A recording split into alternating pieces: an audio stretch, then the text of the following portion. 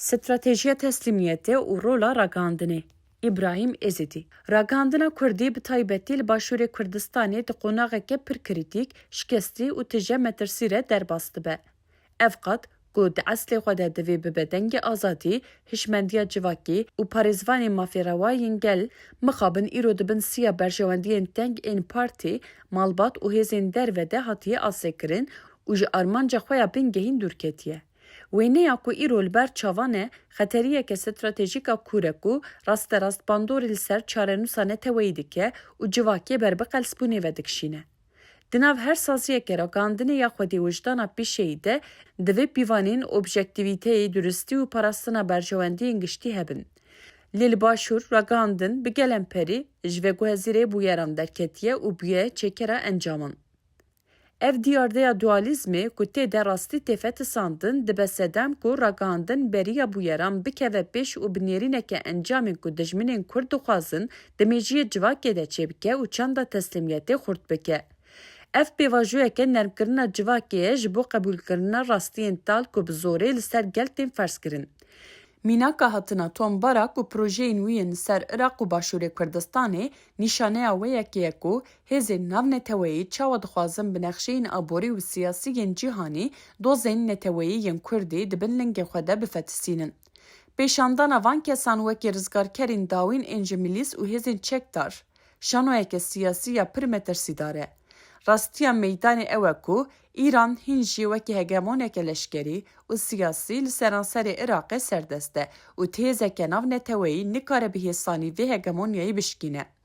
Di vê navberê de Amerîka, Tirkiye, İran û dewletên Ewropî her yek li gorî berjewendiyên xwe nexşeyan xêz dikin û di vê lîstokê de ragandina Başûr li şûna ku vê lîstokê aşkere bike û gelhişyar bike dibe palpişta van polîtîkayan. Ev yek xıyaneteke pîşeyî ya li hemberî milletê ku bi salan e ji bo azadiyê berdelên giran dide. Ragandina Başûr hin jî di çarçoveya eşîr, malbat û partiyên mîratkir de asê maye û cîhanê di vê çarçoveya teng de dibîne. Ew fêm nakon ku cîhan bi lestê guhertin û dawî hatina van saziyên kevnar ne dawiya Kurdan e.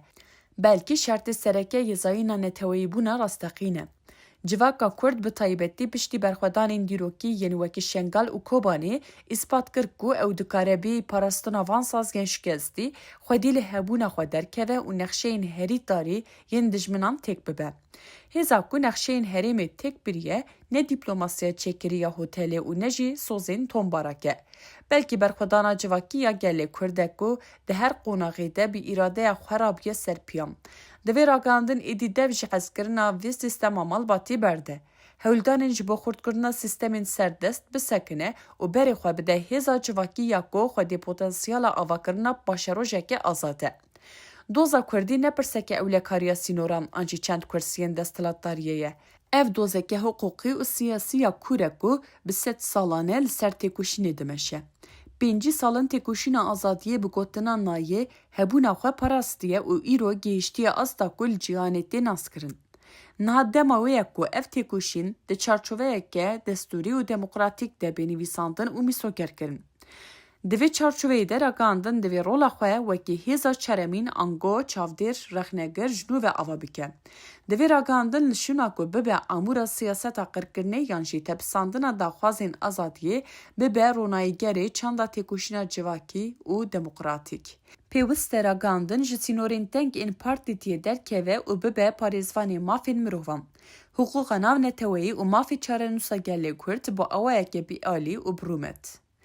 Ragandina Başûr îro di ber çavdêriya dîrokê de ye û divê biryareke bide yanî wê bibe beşek ji vê çanda teslimiyetê ku tê xwestin bi her awayî li ser civakê bêferskirin yan jî wê bibe mihrabê têkoşîna azadiyê û dengê rastiya gelê xwe.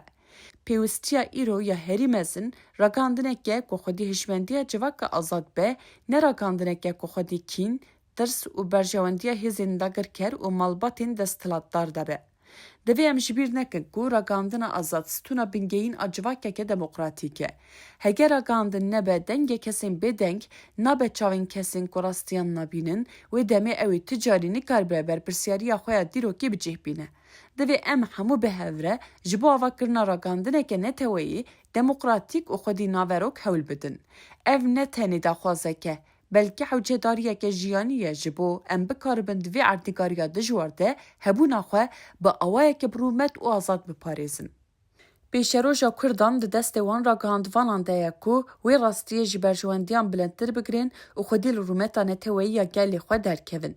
Ev rêwîtiyeke dirêj û zehmet e. Lê bi ragandineke hişyar û têkoşer em dikarin hemû astengiyan derbas bikin û bigihîjin armanca xwe ya dawî ku civakê azad û welatekî serbixwe ye.